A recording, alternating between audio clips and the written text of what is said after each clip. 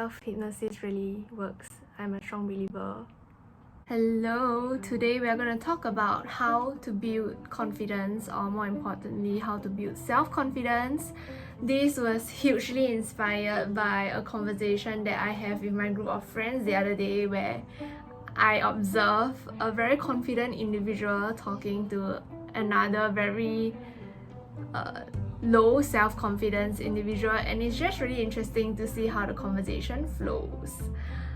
Yeah, I cannot say a lot of what was talked about during the conversation, but I can tell you how I tried to be more self-confident. I used to be the girl in the corner and somebody will just come up to me and say, "Why are you so awkward?" You know, that bitch. Anyway, yeah, and now I think I'm pretty confident in myself, especially it has been a build-up over a few years.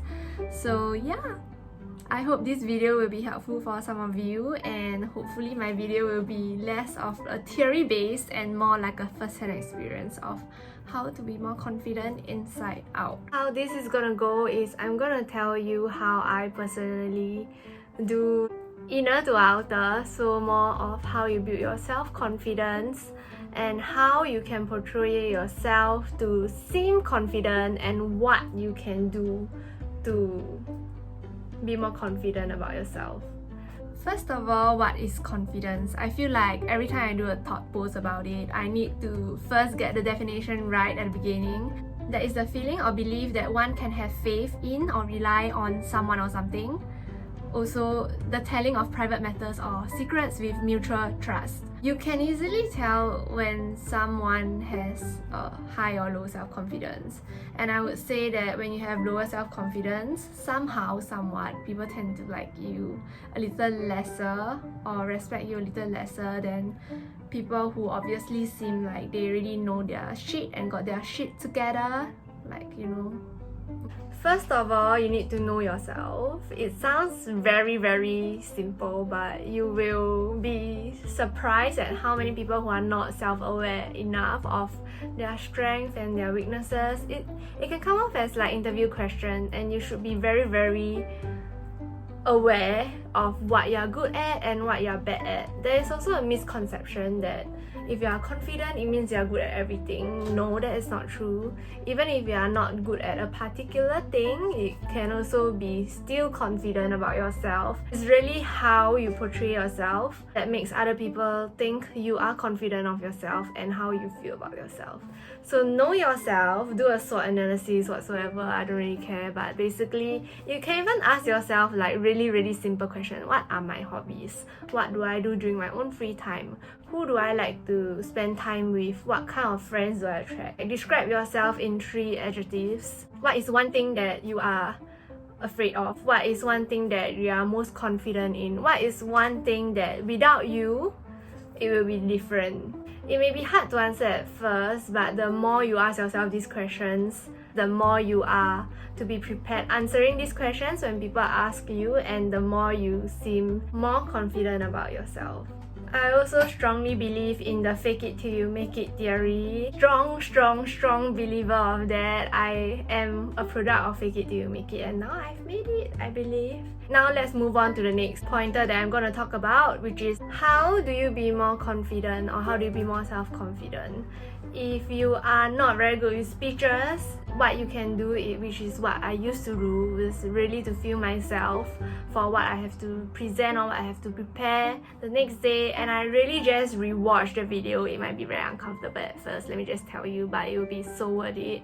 And I can point out what are the things that I keep saying, like the ba la blah blah blah. I used to say that so often. Take a mental note of, oh, how do you look like, at what point do you pause at, things like that. You just try to make your sentence structure seem a little bit more complete. That actually helps a lot. And try not to pause so much. If it helps, when someone asks a question or an interviewer asks you a question, take some time to think about it. Like, you don't have to answer it on the spot if you are still processing. I feel like it's so much better than just, you know, like, no. and then you beat around the bush to finally get to your point. Even if you eventually get to the point, it seems like you fluffed a lot to get to the point, and then that just brings down your credibility in some sorts. How you can also be more self-confident, I feel, is also your body posture. So one thing that I used to do very often is the power pose, which I believe like most of you would have known already. You stand up, I can't really stand up, if not you can't see me, and then you just do this. So this is the first step. And what I would do is, because I'm a strong believer of Marissa Peer's theory of self-hypnosis, what I would do is also I would tell myself out loud that I am enough, I'm confident that all will go great, I put in a lot of effort in this, I blah blah blah, basically just self-talk. And the point is really to say it out so your brain registers it and your subconscious brain actually kind of feel the same too. There's like this whole brain thing that I can't really explain well, but if you are interested to know more about it, I will link a video that I've mentioned it before, like here. Another point is to look confident. So this is a little bit tricky, right? Because beauty lies in the eye of the beholder, and it depends on the occasion and places that you are. One thing for sure, how you can look confident is really to improve on your image.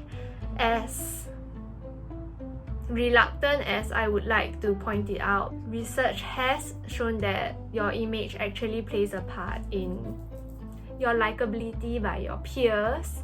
This is not so much of like self-confidence, but I feel like it goes hand in hand how other people perceive of you. And this is also something that I try to work on a little bit more now that I am aware of that fact, and I feel like it does have an impact after I've worked on myself. There is this stereotypical mindset about how each persona should look like. For example, a CEO would be tall, would have a deep voice, will have very charming eyes, I don't know. A lawyer will be very well prepared, will be very well groomed, A marketing person will be very creative, will be able to showcase her fashion sense really well, this and that. There's also one thing on another spectrum where you can wear like FBT shorts and tank top. There will always be this weird one in the office where they are super good at what they do, and that is because they have come by with years of experience and they are very confident. But if you are not that confident to that level yet, you can actually dress yourself up to be confident. You can wear a slightly more striking color if it helps. You can groom yourself appearance wise, you can work on your body, release more endorphins, make yourself feel better. And of all things, really just on how you respond to the question and how you carry yourself really makes other people feel like, oh, you know how confident you are as an individual. Another thing that I also want to touch on, which is not on my list, is how you would respond to people. And this is so hard to talk about, and there's so many things to cover. So I managed to witness both of my friends with very contrasting level of self-confidence communicating, and the conversation was like so funny. Basically, friend A was asking friend B about their job, and friend B was saying that, oh, about the job industry market, or friend A can look at this or look at that, or how he managed to get to his position. And friend A was like, oh, well, aren't you afraid that your employers will fire you? Things like that, it comes out from the conversation. And friend B would be like, if you look at the industry, this, that. I realized that it really just comes down to the area of knowledge of the topic, the way friend A versus friend B think about their mindset about things. If I can just wrap it up, be more self-aware, fake it till you make it, mind your language, and lastly, what's the last one? Work on your appearance. And that's all for today's video. I hope this is like useful to at least some of you who are watching this video. I'm not gonna share my personal story because if not, this video will be very long. But basically, this is how I got through from like a very quiet nerdy geek by the side to where I am now, a self-confident lady who is speaking in front of the camera. I'll catch you in my next one. Right now I'm actually trying to focus more on finance related videos, but at the same time I'm also trying to recreate my skateboarding videos. Basically, YouTube just helps me to work on myself, be more productive. Anyway, thanks for watching, like and subscribe. I'll see you in my next one. Bye!